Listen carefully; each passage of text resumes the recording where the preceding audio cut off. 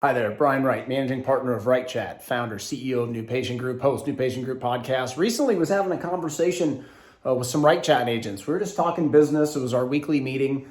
We were just building that culture, being a leader to all of them. They were picking my brain on some stuff. We got into this chat about New Patient Group, and it's a really interesting discussion. One of the agents had brought up, what happens when Wright Chat schedules a new patient for the client that they otherwise never would have had? What happens because what if that person doesn't buy from the practice? And it kind of got me on this rant of the New Patient Group program and why it's frustrating to me a lot of times that more people don't understand really inevitably what it takes to get somebody that has choices, and a lot of choices in orthodontics and dentistry and beyond, how you actually get that person to say yes to you and at a higher price. There's this misconception that shoppers are looking for a cheap price. They're only looking for a cheap price because they don't see any difference in the 5 different orthodontic practices or the 5 different dental practices. The reason they're looking for a cheap price is because they view you the same as the other ones. So the only thing they can go on is who's giving them the best deal. It'd be like if you're going out and you're buying a Mercedes S-Class, and there's 6 different Mercedes dealerships within 10 miles of you. It's not that you're wanting a cheap price, it's that they all are offering the Mercedes S-Class. So you're going to buy the S-Class from the place that is the cheapest. Unless you're the dealership that can separate yourself from an experience standpoint, from an overall just aura standpoint, the emotional buy-in, et cetera, et cetera. So what I'm getting at, and obviously you're not a car dealership, it's just an analogy, is it's the same thing in dentistry and orthodontics. It's become a commoditization, which means you have to focus more on what's going on via every interaction you are having with people. And inevitably, this has been a brand awareness, and I talk about this in this video that I'm going to roll into in a minute. It's been inevitably a brand awareness problem with New Patient Group as a whole because we don't do one thing here. You can buy one thing. We have plenty of just people that say, I just want online marketing, and we design them a beautiful customized website. Search engine optimization, professional photography. We handle their YouTube video marketing, their social media, and it's done beautifully. And then we have other people that say, I just want phone training.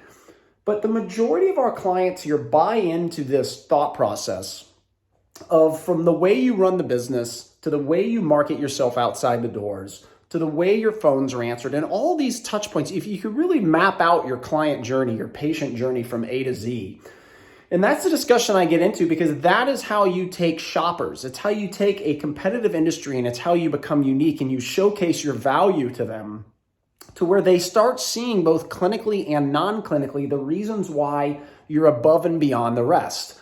If you miss that, inevitably they only have price to decide from. And it frustrates me. This is kind of my rant and rave session today. It frustrates me that more people don't see this automatically without having to shift their brain, their mindset away from what you've probably been taught your whole career into what is actually going on inside people's minds. This is a bogus teaching of lowering your prices because it's a price shopper. It's bogus that virtual consultation people are just shoppers and want a cheap price. All of it is bogus.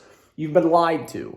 What it is your processes from A to Z to get people to see more value in you than other people they can choose. That's what it's all about. And that requires you to think differently as a leader and a business owner, as an entrepreneur. It requires you to think differently on how your team is trained. And it requires you to think differently on how you do your online marketing. And you've got to combine those 3 to create this client journey, this patient journey. It is unbelievable what happens to your business growth when you combine that immersive experience journey together to dominate your competition. Hope you enjoyed this upcoming video of me talking to some of the Wright Chat agents. We were just having a mini one-off. I like the agents to pick my brain. I'm a very heavy part of all of our companies, and Wright Chat is really growing like crazy.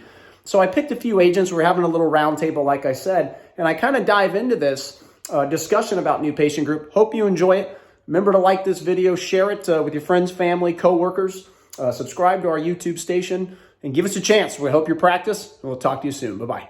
So what you're describing is exactly why New Patient Group exists, because you can do online marketing to get your phones to ring, but that doesn't mean your receptionist is going to convert them.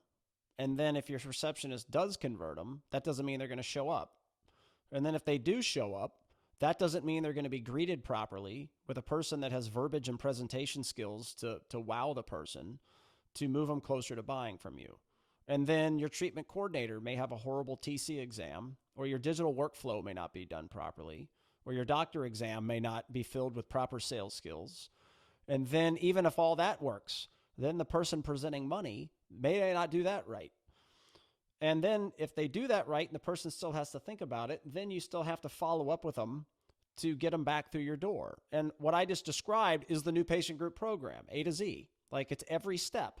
And for whatever reason, that confuses people. They're like, it's like too much for people to handle. And I've never understood it. I'm like, it's common sense. It's like all of those touch points matter. If you screw one of them up, it leads to someone saying no to you, especially when they're shopping. New patient group clients always average 10 to 30% more growth than whatever the industry average was for that year. It's been like that for all 10 years of our existence.